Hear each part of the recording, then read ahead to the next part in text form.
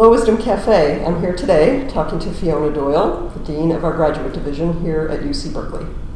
Hi, Fiona. Hi. Thanks for sitting down with me today and sharing your leadership story. Oh, well, pleased to do so. Thank you. So can we start with a quick synopsis of your career path and how long you've been at UC Berkeley? I've been at Berkeley for 33 years. I came in 1983 and I've been a member of the faculty all that time. I started doing administration types of things actually in about 1990 when I did a brief stint as an interim associate dean in engineering. And then in 2000, I think it was 2001, I spent a year as the director of a research institution in engineering, which I enjoyed, but I was tapped to be a department chair. Did that for a few years and then was tapped to be the executive associate dean in engineering. Did that for a few years and led the Senate for a couple of years. Went back to engineering and then 18 months ago came and joined the graduate division. So what does it mean exactly to be a dean of the graduate division? So it's a very, very good question. I oversee all of Berkeley's graduate programs. We have 10,700 graduate students in well over 100 different academic programs. We are also advocates for our students and things that we're doing that are relatively new for the graduate division, but I'm very excited about, are addressing the graduate student experience. And another thing that's relatively new for the graduate division is an expanded portfolio of professional development activities aimed particularly at graduate students who are aiming towards non-academic careers. Okay. For a long time we've served the needs of students who want to become ladder rank faculty at research universities, but we know that actually not that many of our graduate students end up in those positions, and we need to do more to cater to their needs. Okay, thank you. What would you say have been the most rewarding and most challenging aspects of this role that you're in now?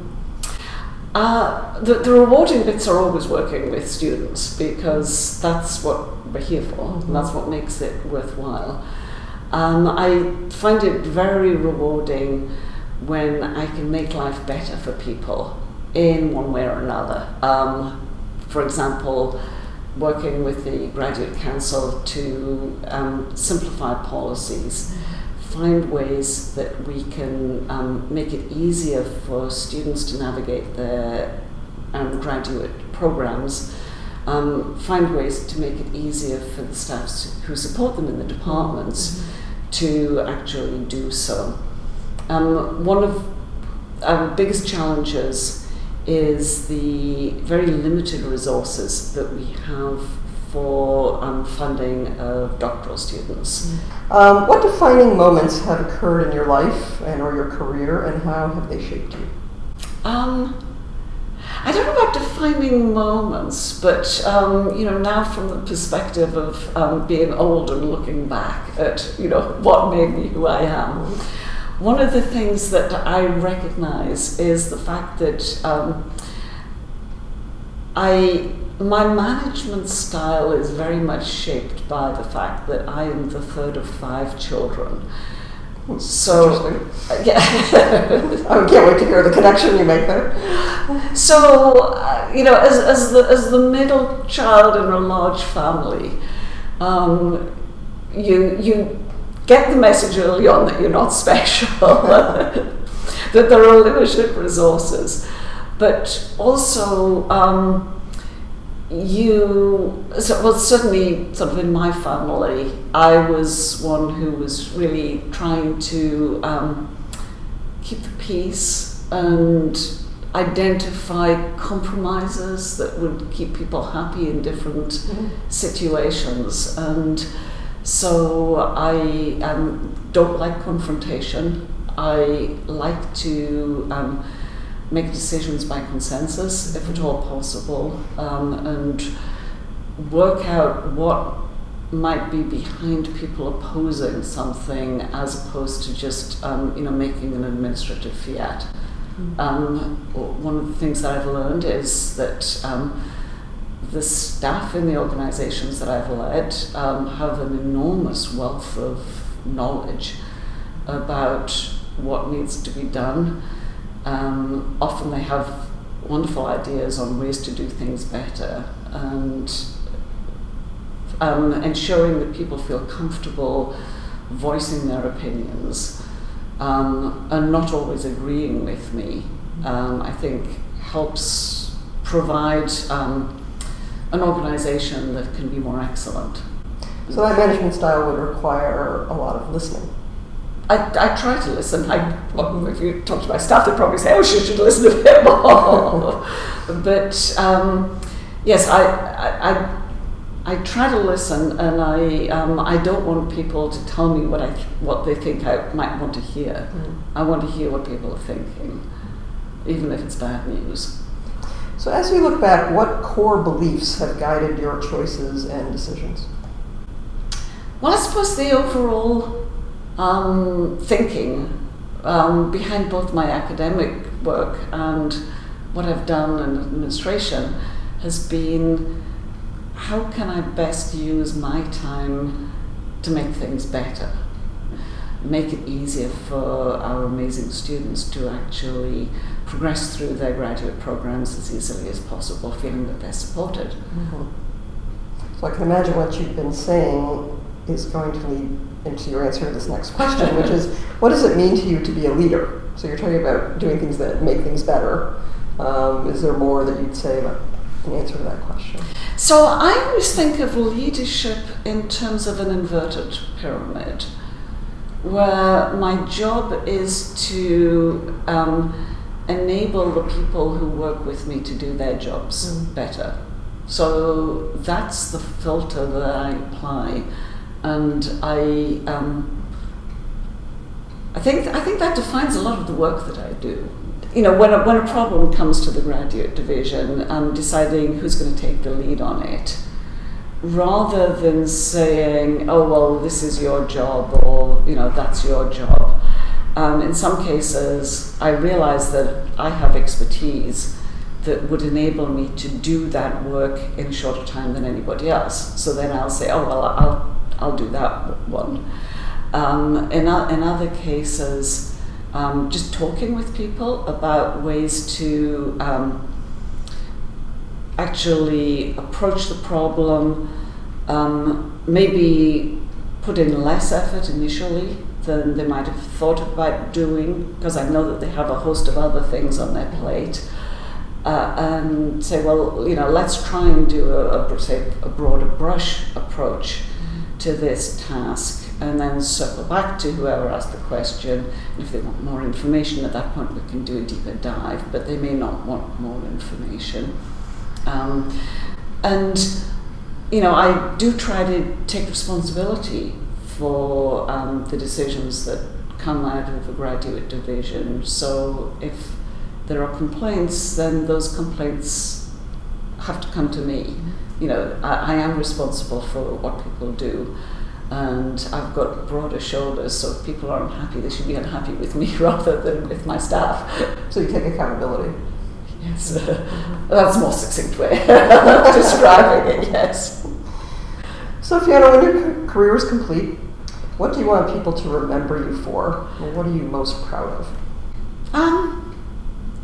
I would like to think that I would like to be thought of as having served the institution and our students. What have been the biggest lessons learned for you throughout your career? Perhaps the biggest one is that people think in different ways.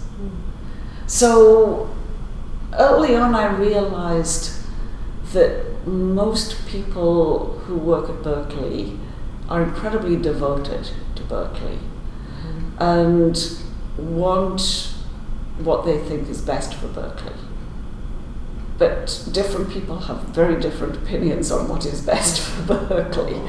But understanding that everybody is truly devoted to the institution actually makes it quite easy to discuss even controversial ideas, because in general folks don't have hidden agendas other than a deep-seated belief that this is the only right way to do things. And so you can call on people's better nature and say, for example, well, with due respect, I understand that you think this is what's best, but perhaps there's another way of looking at things. And that helps people realize that you're not trying to, destroy the institution or whatever, but that you are looking at things from a different perspective. Having spent most of my career in engineering, when I was leading the academic senate, it was a revelation to me to realize that faculty members don't all think like engineers, which should have been, given the range of scholarship, should have been obvious to me many, many years before then. But what I've then learned is that diversity of thinking can actually be brought to bear on problems, and so one can think about things from so many different perspectives that we're usually able to solve our problems. So you're suggesting that you ascribe good intentions, even if the ideas are different, because people are coming from the same place, so ultimately what they want is being good for the institution. The staff and faculty at Berkeley are just incredibly devoted to the institution and our students. And that's an enormously important foundation of common ground from which to then address the day-to-day details. If you were to sit down today with a young new staff member, what advice would you give them as they begin their career? I would give them exactly the same advice that I've given countless students over the years, which is to follow your interests. And it doesn't really matter what the position one's in is. There will be opportunities where you are asked to do things that aren't in your job description. And if those sound interesting, I'd say go for them, make time to do them, because they're likely to lead to the next opportunities. And they provide a way to stay engaged and derive a lot of sort of intellectual interest from what you're doing. And when I look at many of the incredibly successful staff at Berkeley, they have not followed a predictable line of advancement in general, but have done one thing, which is developed one skill set, then gone off in a slightly different direction and developed another skill set. And after a few years, the package is incredibly awesome and powerful, and leads people to exciting places. Is there anything else you'd like to share with our staff audience? Just thank you, because the institution simply couldn't function without you. Well, thank you for saying that, and thank you for taking your time and sharing your story with us on the Wisdom Café. You're welcome.